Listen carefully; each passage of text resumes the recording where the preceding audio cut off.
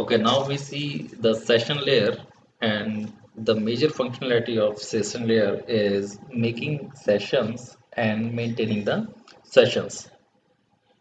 Making session by mean, I just want to say that before starting the communication over the network, the session layer open the first of all open the session, take the responsibility of opening the session, uh, closing the session, and also in between, if there is any kind of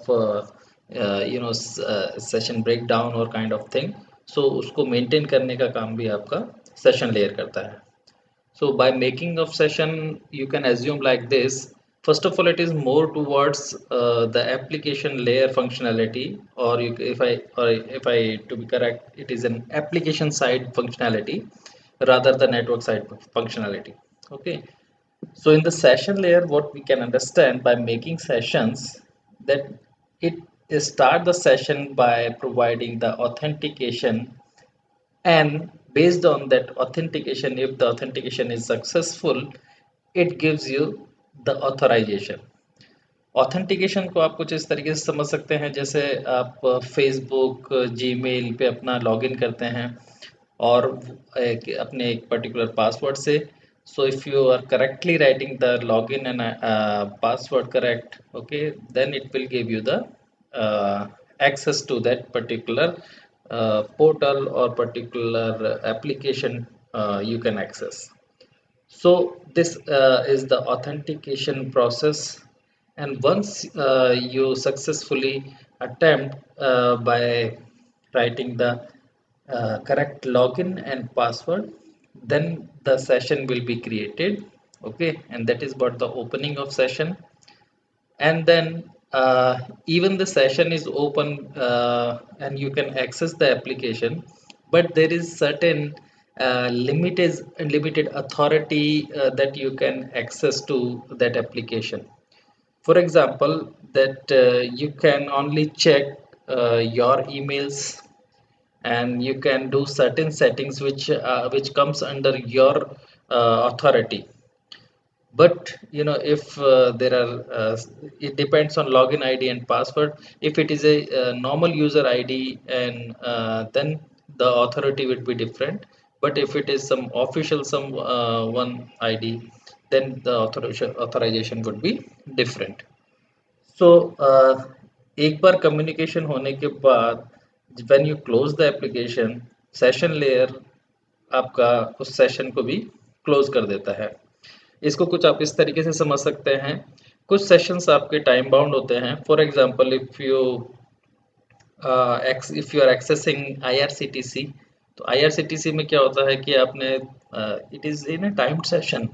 so 4-5 minute का जो भी आपका time होता है, या फिर आप जब तक उसको रेगुलरली एक्सेस करते हैं, आइडल सिचुएशन में अगर आप उसको एक्सेस नहीं कर रहे हैं, इन आइडल सिचुएशन, वो 3-4 मिनट के बाद आपका सेशन ऑफ हो जाता है, और दोबारा से आपको सेशन क्रिएट करने के लिए फिर से लॉगिन आईडी पासवर्ड आपको डालना पड़ता है. सो ये कुछ एप्लीकेशन रीजंस की वजह से इस तरह की फंक्शनैलिटी दी जाती है. सो आपका सेशन टाइम बाउंड भी हो सकता है और टाइम बाउंड नहीं भी हो सकता है. फॉर एग्जांपल, जीमेल में अगर आपने एक बार अपना लॉगिन किया और अगर उस टैब को आपने क्लोज नहीं किया है, so वो सेशन क्रिएटेड रहता है आपका. Okay, until unless you have logged out of this Gmail application or something. So इस तरह से आपका ये authentication is nothing but providing the accessing the application by providing the login ID and password, and authorization is something that getting access to the file. Okay, so कहाँ तक आपको access मिला हुआ है, ये आपका ऑथोराइजेशन डिसाइड करता है. Okay, so after the authentication, only the authorization comes into picture. Now you may see that sometime because of some connection error or something, उसकी वजह से आपका क्या होता है, सेशन बीच में ब्रेक डाउन हो जाता है. सेशन ब्रेक डाउन हो जाता है तो उसको रिक्रिएट करने का काम भी आपका सेशन लेयर का होता है.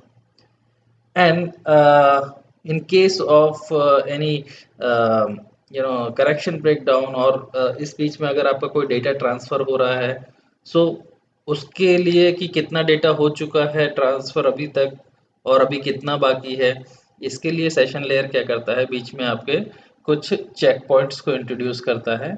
इन चेक पॉइंट को इंट्रोड्यूस करने के पीछे आपका पर्पस इतना सा है, ताकि आप ये जान सकें कि जो भी इन बिटवीन अगर डेटा ट्रांसफ़र चल रहा है, तो वो कितना हो चुका है और कितना भी बाकी है, ताकि रिज्यूम होने पे, सेशन के रिज्यूम होने पे, वहाँ से ही वापस से आपकी जो डेटा ट्रांसफ़र है स्टार्ट हो जाए। Okay, so what actually happens during the data transfer, अगर मान लीजिए कोई सेशन जो है वो फॉर एग्जांपल आप किसी डेटाबेस सर्वर से कनेक्टेड हैं, ओके, एंड अगर आपके पास इस बीच में डेटा ट्रांसफ़र के बीच में अगर आपका सेशन ब्रेक हो जाता है, तो सेशन लेयर क्या करता है, बीच में आपके कुछ कुछ जगह पे जब वो डेटा ट्रांसफ़र कर रहा होता है उस टाइम पे वो कुछ ना कुछ चेक पॉइंट्स, ताकि ऐसा ना हो, चेक पॉइंट इंट्रोड्यूस कर देता है ताकि ऐसा ना हो कि always in case of uh,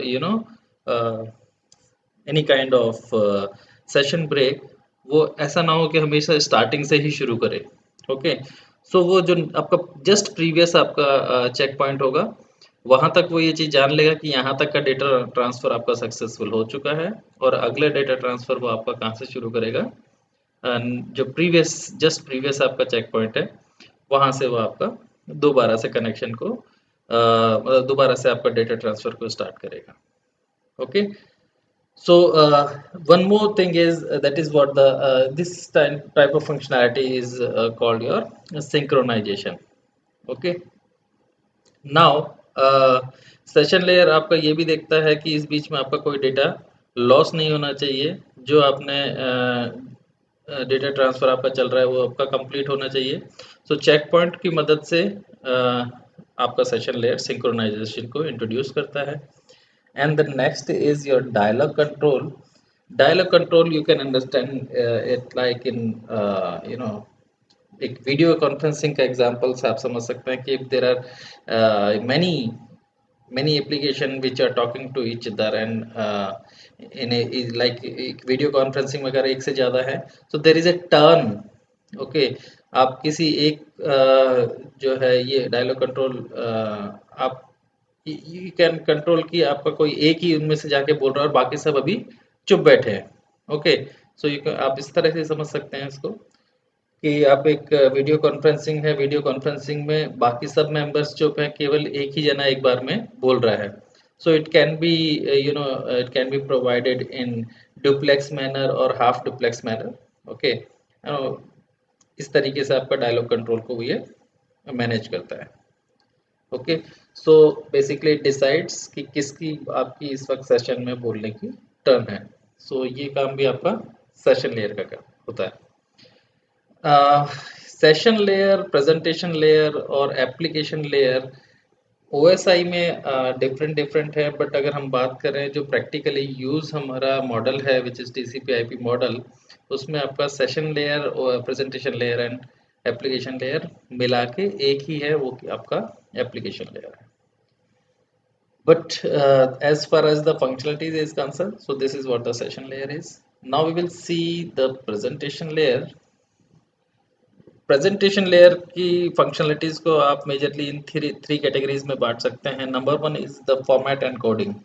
format and coding का मतलब आपका ये है कि आप जैसे जानते हैं कि हर एक सिस्टम का, हर एक मशीन का अपना अपना एक एनकोडिंग सिस्टम होगा। ओके, सो जब डेटा ट्रांसफर आपका चल रहा है या आपका if you are communicating to one machine to another machine, so data transfer तो आपका 0-1 फॉर्मेट में होना है। ओके, बाइनरी में होना है, बट उनकी इन इस बाइनरी में कन्वर्ट करने की एनकोडिंग जो है वो आपकी डिफरेंट डिफरेंट हो सकती है डिफरेंट डिफरेंट मशीन के लिए। Okay, so this is the responsibility of presentation layer कि वो इनके बीच में एक मैनेजमेंट रखे कि और इंटरचेंज आपका कर सके एक एनकोडिंग फॉर्मेट से दूसरे एनकोडिंग फॉर्मेट में, डिपेंडिंग ऑन द मशीन कि वो मशीन किस तरह के एनकोडिंग फॉर्मेट को सपोर्ट करती है। Okay, and the second thing is it provide you the encryption from the sender end and decryption at the receiver end. So आपका data, you can all understand what is the encryption and decryption are. Encryption is nothing but to provide the basically the security to the to your data, so that if anyone in between can have the access of the data, he should not understand the meaning of that actual data until unless he has the key. So encryption वो provide करता है, एक उस security की होती है, उसके basis पे वो डेटा को एनक्रिप्ट करके भेजता है, एक साइफर टेक्स्ट की फॉर्म में भेजता है, rather sending the actual data.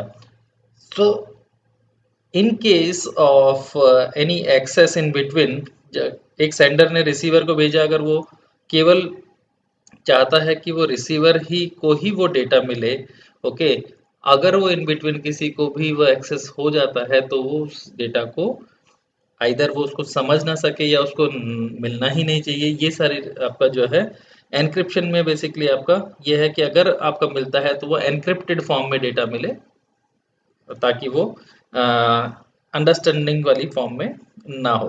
Okay, and receiver and पे क्या होता है, उस बेस्ड ऑन दैट की आपका एनक्रिप्शन एंड जो आपका डेटा एनक्रिप्ट हुआ है उसको डिक्रिप्ट करता है. Okay, now encryption and decryption in further lecture we can see that यहाँ पे आपका public key encryption and private key encryption, दो तरह के मेथड मेजरली फॉलो किए जाते हैं, जिनके बारे में हम आगे बात करेंगे. Next is the compression. As you all know that bandwidth is very much required in network communication. So before transmitting the actual data, that would be a whole data. So ये presentation layer की responsibility है कि वो data को compress करके फिर उसके बाद network में send करता है. So these are the major functionality of presentation layer. Okay, and now the last is the application layer. Application layer, you can see in the major role. Application layer basically करता क्या है, user को user को basically network से connect करने का काम करता है.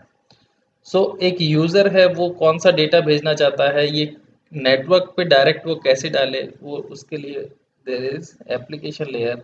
सो एप्लीकेशन लेयर बेसिकली क्या करती है, दैट कनेक्ट्स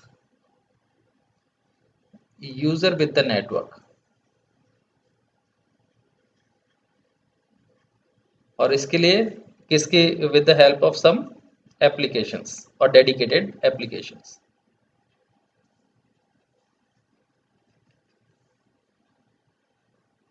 और specific I can right.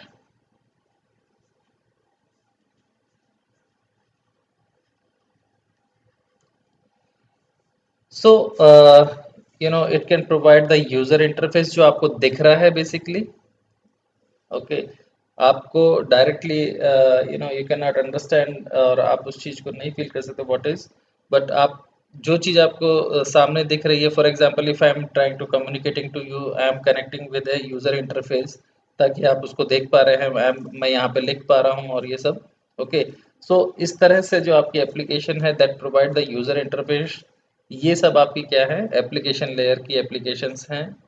Okay, अगर आप मेल सर्विसेज की बात करें जैसे, सो फॉर मेल सर्विसेज ये सारी जितनी भी एप्लीकेशंस हैं आप उसको समझ सकते हैं कि आपका एप्लीकेशन लेयर के काम के अंडर आती हैं. नेक्स्ट इज जैसे फाइल ट्रांसफ़र के लिए आपकी जो भी एप्लीकेशन है. ओके, सो इन एप्लीकेशन के साथ साथ इन एप्लीकेशंस के लिए क्या प्रोटोकॉल होंगी, ये सब आपको कौन डिसाइड करता है, application layer. For example file transfer के लिए आपकी फाइल ट्रांसफ़र प्रोटोकॉल है. Okay, and if you are browsing your website, web browsing any website, okay, so उसके लिए आपकी HTTP, HTTPS, ओके, इस तरीके से आपकी डिफरेंट डिफरेंट प्रोटोकॉल्स हैं. सो ये सारी प्रोटोकॉल्स जो है वो एप्लीकेशन लेयर के अंडर में आती हैं.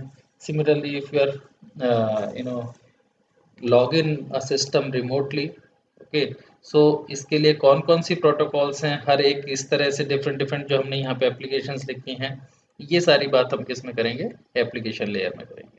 Okay, So we will see in detail when we'll see the application layer that there are so many protocols uh, which are making, okay, which are making ease to the user to connect to the uh, network. Okay, so ये आपका काम आपका application layer में. So this is what the general introduction of all the OSI layers.